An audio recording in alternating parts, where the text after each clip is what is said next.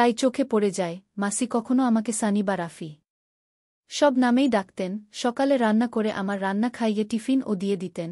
সত্যি বলতে মাসির রান্না খেয়ে এত তৃপ্তি পেতাম যে বাকি সবকিছু ভুলেই যেতাম। মাসির পাশে এভাবে দাঁড়ানোতে মাসি আমার সামনে অনেক কৃতজ্ঞতা প্রকাশ করতেন, যা আমি চাইতাম না। ভালো লাগতো না একরকম। মাসির সংসার যেন আমি চালাচ্ছিলাম। 2 সপ্তাহ কেটে গেছে, মাসি এসেছে। মাসি মাঝে আমার ফোনে মার সাথে বাবার সাথে কথা বলে নেয়া, বন্ধুবান্ধব নিয়ে আনন্দ করা লাটে উঠে গেল। রাহুল আমার এক কলিগ সুযোগ পেল, তাই আমার দুর্বলতাকে কাজে লাগিয়ে রূপালীকে নিয়ে অনেক কিছু করা শুরু করল। কাজ অফিস করতে কেটে গেল 1 মাস। মনে ভাবলাম 1-0-0-0 পর মাসি তো নিজের ঘরে মতো থাকে, টিভি দেখে বা বই পড়ে। যদি বন্ধুর বাহানায় নিয়ে আসি কাউকে, ক্ষতি কি? আর মাসির ঘর পূর্বের বারান্দায়, আমি উত্তরে 2টো ঘর ছেড়ে থাকি। 2টো রান্নাঘর, বাথরুম, মাসির ঘর মাসির বাথরুমের সাথে। এইভাবে আর কতদিন চলবে? মাসি থাকাতে আমার বাজে নিশা বন্ধ হয়ে গেল, কারণ মাসির সামনে যদি মেয়েদের নিয়ে আড্ডা দেই তাহলে মাসি মাকে বলে দিবে। হয় আমার অসুবিধা বুঝতে পারত, নয় মাসি বুঝলেও নিরুপায় ছিল। অনেক ভেবে দেখলাম মাসি কাজে গেলে আমার অন্তত একটু সুবিধা নিশ্চয়ই হবে, কিন্তু কোথায় কাজে পাঠাবো? মহাচিন্তা শেষ মেশ আমার ব্যাংকের জিবিএমকে বলে মাসিকে আমার ব্যাংক এই মাসিকে স্টাফ হিসেবে ঢুকিয়ে দিলাম। শর্ত একটাই, অফিসে কাউকে বলা চলবে না যে আমি তার ভাগ্নে। কারণ আমি ব্যাংক ম্যানেজার, যদি সবাই জানতে পারে হৃদিকা আমার মাসি তাহলে আমার অনেক অসুবিধা হবে। তাছাড়া মাসি একটা নর্মাল স্টাফ, আমি বস। যাই হোক, মাসি কাজে যোগ দেওয়াতে সত্যি স্বস্তির নিঃশ্বাস পড়ল। আমি অনেকটা ব্যক্তিগত জীবন ফিরে পেলাম। আস্তে আস্তে আরও 1 মাস কেটে গেল। সিগারেট ঘরেই খেতাম, যেহেতু আমার টাকায় মাসির বাচ্চার পড়াশোনা চলত, সেই জন্য মাসির হাব ভাব পাল্টে যেতে লাগল। এত বিনা ভালো লাগত না, এজেন প্রভু ভৃত্যের মতো ব্যাপার স্যাপার। কেউ কাউকে কিছু না বললেও মাসির আর আমার সংযোগ এতটাই কমে গেল যে শুধু আমার প্রয়োজনের আর চাহিদার কথাটুকু হতো। এর জন্য আমার ব্যস্ততা কতটা দায়ী তা আমি জানতাম না। ছুটির দিন ঘরে থাকতেই ইচ্ছা করত না। গাড়ি ছিল একদিন, তাই মাসিকে গাড়ির স্বাদ উপভোগ করার খাতিরে বললাম, এখানে গাড়ি চালানো শিখে নাও, আমার বাজারের জন্য অপেক্ষা করতে হবে না। মাসি মাথা নিচু করে বলল, কাল খোঁজ নেব। আমি বিরক্ত হয়ে বললাম, আরে খোঁজ নিতে হবে কেন? বিশুদা রয়েছে তো, সব শিখিয়ে পড়িয়ে দেবে। মাসি চুপ করে নিজের ঘরে চলে গেল। বিশুদাই আমার ড্রাইভার। সেদিন সোমবার রাতে ঘরেই বিরক্ত হয়ে পার্টি ডাকলাম। আমার বিশেষ বন্ধু অন্তু, অরুণ তার সহপাঠীদের সাথে, ঋতিকা আর নীল। ঋতিকা তেমন একটা ভালো মেয়ে না, ওকে পছন্দ না হলেও অরুণ আমার ভালো বন্ধু, মানা করতে পারলাম না। নীল 1 মাস আমাদের ব্রাঞ্চে এসেছে, দারুণ সুন্দরী, কিন্তু কারো সাথে বেশি কথা বলতে চায় না। সহজে আমার বসার ঘরে সবাই বসে হাসি ঠাট্টা করছে। নীল আমার ডাকতেই এসেছে, না হলে ও সহজে কোনো পার্টিতে যায় না। আমরা কি করতে যাচ্ছি তা মাসি লুকিয়ে থেকে দেখতে লাগল। মাসি বাড়িতে শাড়ি পরেই থাকেন, আর শাড়ি পরলে মাসিকে আরও সুন্দর দেখায়। মাসিকে দেখে অরুণ চমকে উঠল। ওদের ভুল ভাঙিয়ে দিয়ে সংক্ষেপে সব বলতে হলো মাসিকে। অরুণ বল, মাসি আজ আমাদের সাথে থাকুন। মাসি মৃদু হেসে ঘর থেকে বেরিয়ে গেলেন। আমি বললাম, বাহ, তাহলে তো ভালোই হয়, তোমার বিরক্ত লাগলে তুমি ঘরে চলে যেতে পারো। মাসি বল, না, আমার অসুবিধা নেই, তোমাদের যা ইচ্ছে কর। রাতে কি রান্না করব? আমার মনে আনন্দ হলো, এই তোমার কি রাতে কেউ কিছু খাবে? আমার মাসি কিন্তু চরম রান্না করতে পারে। ঋতিকা আর অরুণ বাড়ি চলে যাবে। অরুণ অনেক জোর খাটানোর পর ও খেতে সম্মতি জানাল না। নীল বলল, যা খুশি চলবে। মাসি আমার আর নীলর জন্য রান্না করো, চিকেন, আচারি আর পরোটা, রায়তা, চা, কফি। তাড়াতাড়ি দিয়ে যাও। মাসির সম্মতি জানানোর মতো ঘাট নেড়ে রান্নাঘরে চলে গেল। আমরা গান ছেড়ে নাচতে শুরু করলাম। আমার খাওয়া হয়নি বললেও ভুল হবে। অরুণ আর ঋতিকা যাবার জন্য বায়না শুরু করে দিল। কফির প্রশংসা কে কী করেছিল সত্যি বলতে আমার মনে নেই। শেষমেশ অরুণ আর ঋতিকা বেরিয়ে গেল। বুঝতে আমার অসুবিধা হলো না। এবার আমি আর নীল রইলাম। গল্প করা শুরু করলাম। নীল সরল সোজা, কিন্তু লোক বুঝে চলে। আমার হাই পোস্ট, তাই আমাকে সমীহ করলেও ওর মনে কি আছে বোঝা দেয়া। তাই সাধারণভাবেই শুরু হলো কথাবার্তা। নীল কথা বলতে জানানো যে সে ব্যাঙ্গালোরে থেকে কলকাতায় এসেছে। শুধু বদলি নিয়েই নয়, তার বাবাও এসেছে বদলি হয়ে। এছাড়া পড়াশোনা ব্যাঙ্গালোরেই করেছে। আমি বিয়ার কথা জিজ্ঞাসা করতেই কূপ দিয়ে গেল নীল। কি বিয়া? আমারই লাইনের মনে হলো। নীলকে, আচ্ছা তুমি তোমার মাসিকে ডাকছ না কেন? এখানে মাসিকে এখানে ডাকলে বিষয়টা খারাপ মনে হবে, কিন্তু মনে শয়তানি বুদ্ধি জাগল, যদি মাসিকে এখানে বসাই তাহলে মাসি মা বাবাকে আমার জীবনযাত্রা নিয়ে কিছুই বলতে পারবে না। আর কোনোভাবে যদি নীল বা অন্য কাউকে এনে পারি তাহলে মাসির মুখ বন্ধ হয়ে যাবে। নীল বল, মাসি এখন আমরা যা খাবো তা আপনারও খেতে হবে। যদি খেতে না চান তাহলে কিন্তু আমরা তাই চোখে পড়ে যায়। মাসি কখনো আমাকে সানি বা রাফি সব নামেই ডাকতেন, সকালে রান্না করে আমার রান্না খাইয়ে টিফিন ও দিয়ে দিতেন। সত্যি বলতে মাসির রান্না খেয়ে এত তৃপ্তি পেতাম যে বাকি সবকিছু ভুলেই যেতাম। মাসির পাশে এভাবে দাঁড়ানোতে মাসি আমার সামনে অনেক কৃতজ্ঞতা প্রকাশ করতেন, যা আমি চাইতাম না। ভালো লাগত না একরকম। মাসির সংসার যেন আমি চালাচ্ছিলাম। 2 সপ্তাহ কেটে গেছে, মাসি এসেছে। মাসি মাঝে আমার ফোনে মার সাথে বাবার সাথে কথা বলে নেয়া, বন্ধুবান্ধব নিয়ে আনন্দ করা লাটে উঠে গেল। রাহুল আমার এক কলিগ সুযোগ পেল, তাই আমার দুর্বলতাকে কাজে লাগিয়ে রূপালীকে নিয়ে অনেক কিছু করা শুরু করল, কাজ অফিস করতে। কেটে গেল 1 মাস, মনে ভাবলাম 1-0-0-0। তারপর মাসি তো নিজের ঘরে মতো থাকে, টিভি দেখে বা বই পড়ে। যদি বন্ধুর বাহানায় নিয়ে আসি কাউকে, ক্ষতি কি? আর মাসির ঘর পূর্বের বারান্দায়, আমি উত্তরে 2টো ঘর ছেড়ে থাকি। 2টো রান্নাঘর, বাথরুম, মাসির ঘর মাসির বাথরুমের সাথে। এইভাবে আর কতদিন চলবে?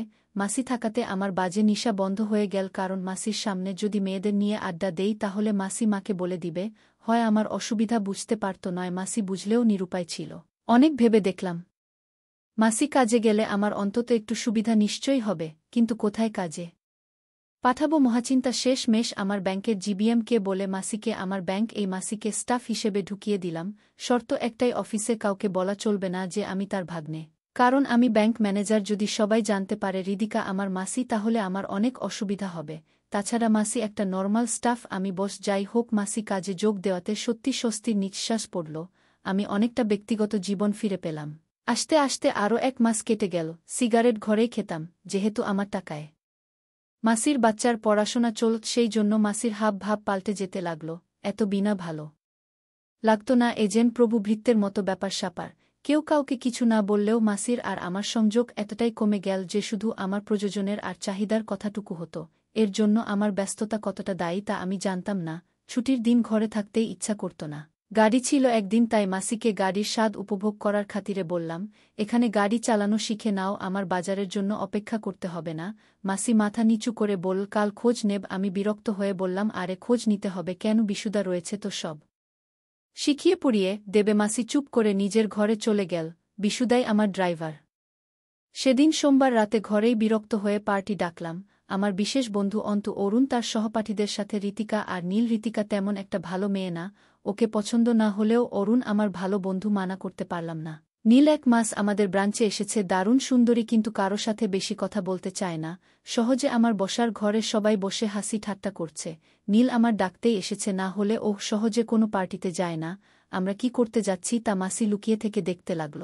মাসি বাড়িতে শাড়ি পরেই থাকেন, আর শাড়ি পরলে মাসিকে আরও সুন্দর দেখায়। মাসিকে দেখে অরুণ চমকে উঠল। ওদের ভুল ভাঙিয়ে দিয়ে সংক্ষেপে সব বলতে হলো মাসিকে। অরুণ বল, মাসি আজ আমাদের সাথে থাকুন। মাসি মৃদু হেসে ঘর থেকে বেরিয়ে গেলেন। আমি বললাম, বাহ, তাহলে তো ভালোই হয়, তোমার বিরক্ত লাগলে তুমি ঘরে চলে যেতে পারো। মাসি বল, না, আমার অসুবিধা নেই, তোমাদের যা ইচ্ছে কর। রাতে কি রান্না করব? আমার মনে আনন্দ হলো, এই তোমার কি রাতে কেউ কিছু খাবে? আমার মাসি কিন্তু চরম রান্না করতে পারে। ঋতিকা আর অরুণ বাড়ি চলে যাবে। অরুণ অনেক জোর খাটানোর পর ও খেতে সম্মতি জানাল না। নীল বলল, যা খুশি চলবে। মাসি আমার আর নীলর জন্য রান্না করো, চিকেন, আচারি আর পরোটা, রায়তা, চা, কফি। তাড়াতাড়ি দিয়ে যাও। মাসির সম্মতি জানানোর মতো ঘাট নেড়ে রান্নাঘরে চলে গেল। আমরা গান ছেড়ে নাচতে শুরু করলাম। আমার খাওয়া হয়নি বললেও ভুল হবে। অরুণ আর ঋতিকা যাবার জন্য বায়না শুরু করে দিল। কফির প্রশংসা কে কি করেছিল সত্যি বলতে আমার মনে নেই। শেষমেশ অরুণ আর ঋতিকা বেরিয়ে গেল। বুঝতে আমার অসুবিধা হলো না। এবার আমি আর নীল রইলাম। গল্প করা শুরু করলাম। নীল সরল সোজা, কিন্তু লোক বুঝে চলে। আমার হাই পোস্ট, তাই আমাকে সমীহ করলেও ওর মনে কি আছে বোঝা দেয়া, তাই সাধারণভাবেই শুরু হলো কথাবার্তা। নীল কথা বলতে জানানো যে সে ব্যাঙ্গালোরে থেকে কলকাতায় এসেছে। শুধু বদলি নিয়েই নয়, তার বাবাও এসেছে বদলি হয়ে। এছাড়া পড়াশোনা ব্যাঙ্গালোরেই করেছে। আমি বিয়ার কথা জিজ্ঞাসা করতেই কূপ দিয়ে গেল নীল। কি বিয়া? আমারই লাইনের মনে হলো। নীলকে, আচ্ছা তুমি তোমার মাসিকে ডাকছ না কেন? এখানে মাসিকে এখানে ডাকলে বিষয়টা খারাপ মনে হবে, কিন্তু মনে শয়তানি বুদ্ধি জাগল, যদি মাসিকে এখানে বসাই তাহলে মাসি মা বাবাকে আমার জীবনযাত্রা নিয়ে কিছুই বলতে পারবে না। আর কোনোভাবে যদি নীল বা অন্য কাউকে এনে পারি তাহলে মাসির মুখ বন্ধ হয়ে যাবে। নীল বল, মাসি এখন আমরা যা খাবো তা আপনারও খেতে হবে। যদি খেতে না চান তাহলে কিন্তু আমরা ভেবে নিব আপনি আমাদের হিংসা করেন। মাসি বল, কি খেয়ে না আমরা কি পান করছি? তোমার তা পান করতে হবে। মাসি মৃদু হেসে বলল, আমার তোমাদের মতো অভ্যাস নেই। আর এখন আর এসব কি মানা? নীল না করে বলল, না ওসব চলবে না, এই একটা খেতেই হবে। বলে আরেকটা মাসির হাতে ধরিয়ে দিল। মাসি না করলেও গল্পের ছলে এদিক ওদিক করে পুরোটা শরবত খেয়ে ফেল। নিশার ঘোরে নীল প্রশ্ন করল, আচ্ছা রিদা মাসি রাফি কেমন ছেলে? নীলকে বলল, ওহ ভগবান, একরকম আমার মালিক। আমি জানি না। এমন ভাব করে বললাম, কেন মাসি কথা বলছ?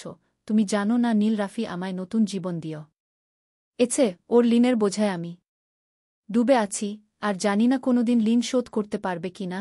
নীল বলল, আচ্ছা ও যে সিগারেট খাচ্ছে। মাসি ওই কথা উড়িয়ে দিয়ে বলল, এখনকার ছেলেমেয়েরা একটু আধটু খায়। ওহ একা থাকে বেচারা, কি বা করবে। মাসির কথা শুনে ভালো লাগল। নীল আর মাসি বুঝতে দিলাম না টিভিরের উপর আমি সিগারেট রাখি। তোয়ালে চাপা দিয়ে মাসির সংকোচ কাটাতে ঘর থেকে সিগারেট নিয়ে বেরিয়ে গেলাম। নীল এবার শালিম তার মাত্র ছাড়িয়ে ফেল, তুমি আসতে ওর কত অসুবিধা, ওর মেয়ে বন্ধুরা এখানে আসতেই পারে না। বাইরে থেকে দাঁড়িয়ে বারান্দায় আমি সব কথা শুনছি। সত্যি মাসি আমাকে মানে না, আমার পয়সার জন্য এমন কথা বলছে, বুঝতে হবে। নানা অসুবিধা কোথায়, ওর মেয়ে বন্ধু আসবে, এখন ওর বিয়ে করার কথা আমার জন্যই না। ওর কত কষ্ট আমার জীবনে, আর কি বা আছে। ওহ আমার মেয়ের দায়িত্ব নিয়েছে, এটাই বট কথা। তার জন্য আমি তো এমনিতেই ওর কাছে ঋণী। ও না থাকলে হয়তো আমার পথে বসতে হতো। আমি সত্যি সেইভাবে মাসি আমার সহানুভূতির নিচে চাপা পড়ে থাকতে দেখতে চাইনি। মাসি ঘরে আছে, আমিও ঘরে ঢুকলাম। মাসির কথাবার্তা এলোমেলো হয়ে গেছে, হয় আবোলতাবোল বকছে, আর নীল মাসিকে মজার বানাচ্ছে, দেখতে আজ অনেক সুন্দর দেখাচ্ছে। মাসিকে ছোটবেলায় দেখেছিলাম সুশ্রী মায়ামায় মুখ। আমি ভাবলাম মাসিকে আমার যে করে হোক কথায় রাজি করাতে হবে। আমি মাসিকে বললাম, ছোটবেলা থেকে তুমি আমার সব কথা রেখে আসছ, আমি তোমায় এখন একটা কথা বলতে চাই, আর সেই কথাটা আমার মাকে বলা যাবে না। আমি মাসিকে বললাম, মাসি আমি তোমার কাছে একটা জিনিস চাই। মাসি বলল, কি জিনিস? আমি বললাম, চাই তুমি মেসোর সাথে রাতে যা করেছিলে, আমি তোমায় তা করতে চাই। মাসি বলল, তুমি আমার যে উপকার করেছে তা আমি কোনোদিন ভুলতে পারব না। আমি রাজি। তারপর মাসির সাথে এক সুখের রাজ্যে হারিয়ে গেলাম। বন্ধুরা, আজকের গল্পটি কেমন লাগল তা অবশ্যই কমেন্ট করে জানাতে ভুলবেন না।